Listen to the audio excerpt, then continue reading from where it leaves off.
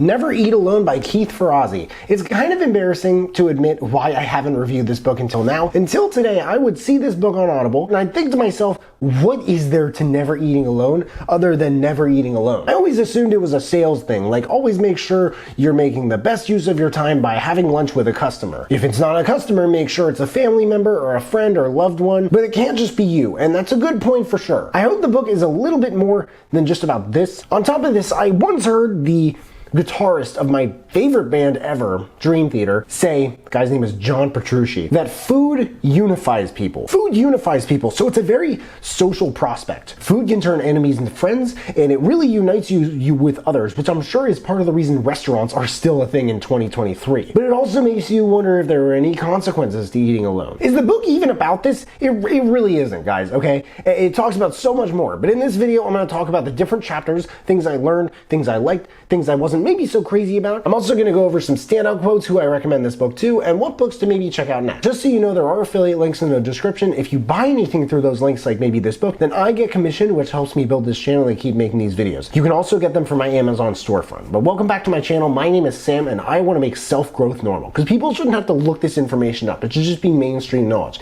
If you agree, then please make sure to smash that like button. Chapter 1, the author began by discussing his childhood. He actually grew up in Latrobe, Pennsylvania, which is considerably close to where I'm living right now. I mean, I've had customers from Latrobe, Pennsylvania. Maybe they know who he is. He noticed that success breeds success and that the rich do get richer, but the most common thing he noticed, the higher up he got in life, is that these people helped each other. Poverty is not just a lack of financial resources, it's an isolation from people who can help you make more of yourself. He was a caddy at a country club where Arnold Palmer, the guy with the iced tea and stuff, actually worked and went to for some time. And he said that what he learned from this is that you can ask any CEO or accomplished professional how they got to where they are, and they will rarely tell you much about business jargon. It's mainly just about the support and guidance from the communities that these people build for themselves. Chapter 2. This book is meant to outline the secrets of success behind so many accomplished people, secrets rarely recognized by business schools, career counselors, and therapists. I have to say, I'm in sales. I could write a crazy list of ideas I get listening to this book. It's about a lot more than not eating alone. And I have to say, there are many more stories than studies talked about in at least the first half of it. I also have to say, this guy mentions the fact that he went to Yale way more times than I really think he needed to. Like, this dude wants us to know so badly that he went to Yale. Chapter 3. Now, coming from humble beginnings as a farm boy in Latrobe, Pennsylvania, which he mentioned, again, probably just as often as he mentioned that he went to Yale, it's a big deal that he attributes it to his ability to make connections with others than really anything else. Something I'm not really crazy about with the audiobook is the way it's formatted. You'll see there are 10 different chapters in the audiobook, which is the ones I'm going by, but when you listen to the audiobook, for example, he started reading chapter 7 halfway through what the audiobook said was chapter 3. Not to mention the chapters are all just numbers with no names. In this one, you learn about, in the audiobook chapter, this one, you learn about making connections, reading up in the advance of meetings, someone's history and getting some background information on their company, calling at an unusual time when you're trying to talk to someone you haven't talked to before, how to make a warm call instead of a cold one, and more. Chapter 4, here's one part that stood out about never angering the gatekeeper, aka usually the receptionist or operator. Now, I could either match her tone and this would spiral downward, or,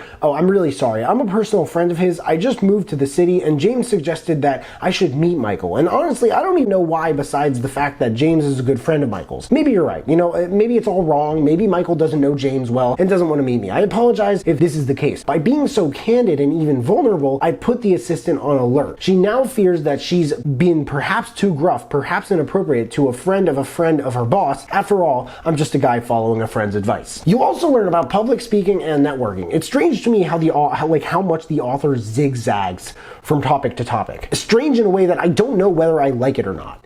Because I feel like there are times that an author is capable of doing it in a way that's not just tolerable, but kind of pleasurable, as long as they're able to sort of wrap up these tangents and go back into other ones that sort of fall in under this overarching theme. Chapter 5. This guy, by the way, he's not all about himself. He talks plenty about other people, and oh my gosh, there's no way around Bill Clinton in a book like this, is there? Bill Clinton is one of the most famously charismatic famous people in the famous history of famous people. But here's an early Direction 2 in these videos, what I call Direction 2, books to maybe check out next if you like this one. Captivate by Vanessa Van Edwards, How to Talk to Anyone by Leo Loundis, and The Charisma Myth by Olivia Fox-Cabane. Good luck dodging Bill Clinton in those those books. All these books, they always mention Bill Clinton because he was just extremely charismatic and he was a grade A politician in terms of like how to get along with people. But something I waited for in the audiobook was a whole thing about introversion and how it's okay to be introverted by nature as long as you're able to like make your way around events, introducing yourself to people and getting to know them one by one. You can still do this or this. We're not talking about a small percentage of the population here. That's the reason I mention this. I'm an introvert. It's probably impossible to believe by the way that I talk in these videos, but I'm an extreme introvert. It's insane. And it might be nice to get that sort of accommodation. I didn't get anything like that. I didn't see anything like that at all in this book, and that really bothered me a lot, honestly. Those other books I mentioned, they do plenty of that accommodation. In this one, he just kind of talks about it like, you know, being outgoing, it really is just the way to go. And yes, I know introversion is not the opposite of outgoing. I mean, the part here about how before going out to eat, you need to call the place and say you'd like to meet the owner and tell them that you have a bunch of like rich friends that love to spend money at restaurants. This is a more simplified way to put what he said. What happened to just going to Chili's with your fiance? Oh my goodness. Chapter 6. Here we are with nonverbal cues. There's nothing really all that new in this part, but I feel like this book with its own personality, which is there but not particularly colorful, is a coalescent summary of many different ones I mentioned and like how to win friends and influence people. There's even a section about the author of How to Win Friends and Influence People, Dale Carnegie. Chapter 7. This next chapter is about what he calls pinging, which is another word of his for just staying in touch or following up. I like the whole concept of it, and this was probably one of my favorite chapters. He said that once you develop your own style of how to do it, you'll find it easy to stay in touch with more people than you ever dreamed of in less time than you ever imagined. The author says he makes hundreds of phone calls a day, most of them just quick hellos that he leaves on a friend's voicemail, and he writes a ton of emails. Every person on his list has a 1, 2, or 3 next to it. By the way, this book came out in 2005 for anybody wondering I hope there's a time where like emails become obsolete and it turns into like a DVD player or like Blu-ray or like radio. Like, what's a BlackBerry?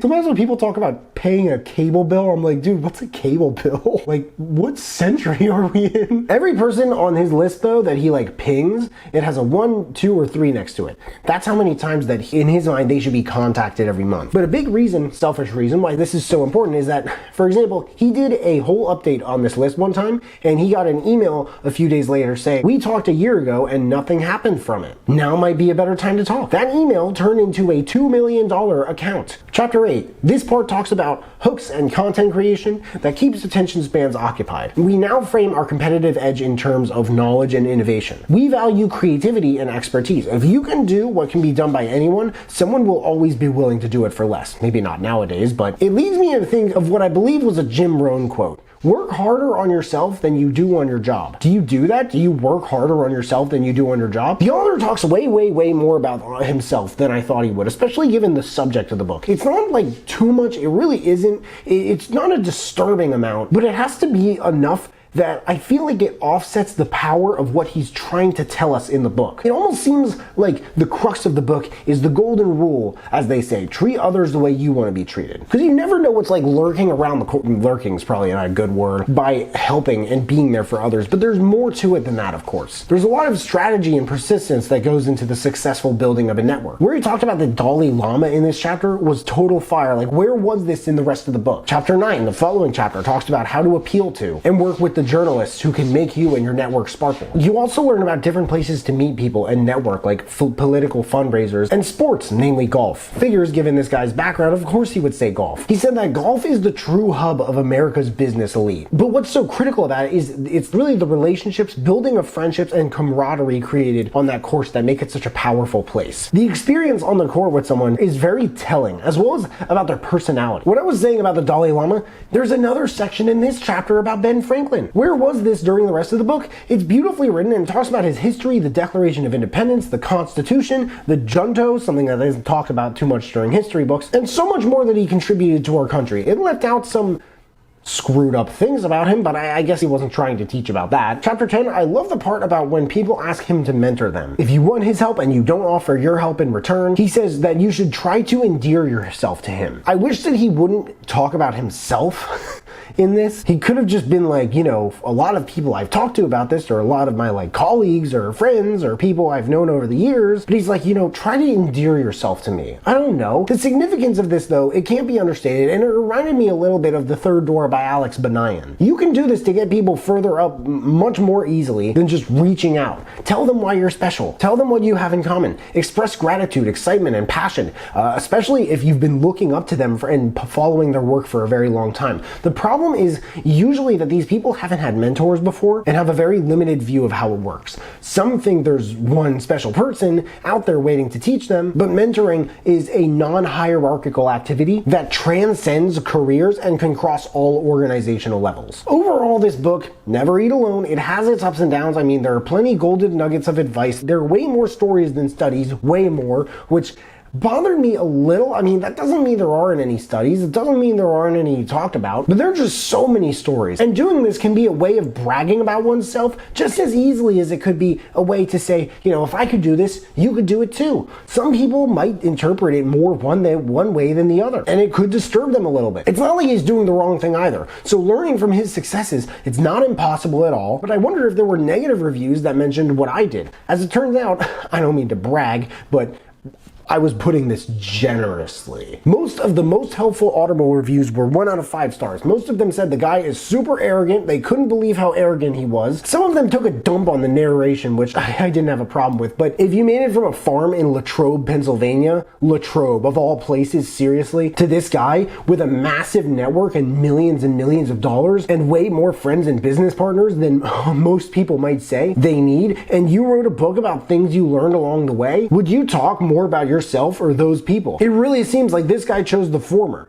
not the latter. And yet the networking advice in this book is pretty unheard of. If you don't believe me, I'd recommend checking it out and seeing for yourself, but keep the whole thing of like him talking about himself in mind and trying not to let it soil your experience. Quotes. When you help others, they often help you. It's the exercise of equity that builds equity. Some of the most successful people I know have been to therapy at one point or another. Credibility is the first thing you want to establish in any interaction. How can you talk to someone when they have nothing to say? A unique point of view is one of the only ways to make sure that today, tomorrow, and a year from now, you'll have a job. Direction 1. I recommend this book to anyone who needs to know what's in it for them, as far as going out of your way to help others. Maybe you hear stuff like giving is getting, or you get what you give, or the ways of the universe, or whatever, but you're never really try it yourself, and if you have, you're still not convinced. And I already gave you guys a direction too. Never Eat Alone by Keith Farrazzi. There's a link in the description if you guys want to check it out and read the reviews. That and all the other books that I mentioned in this video, if you want to check those out too. If there are any other books that you guys want me to check out and review, please let me know in the comments below. Also, let me know if you checked out this book and you liked it. But hey,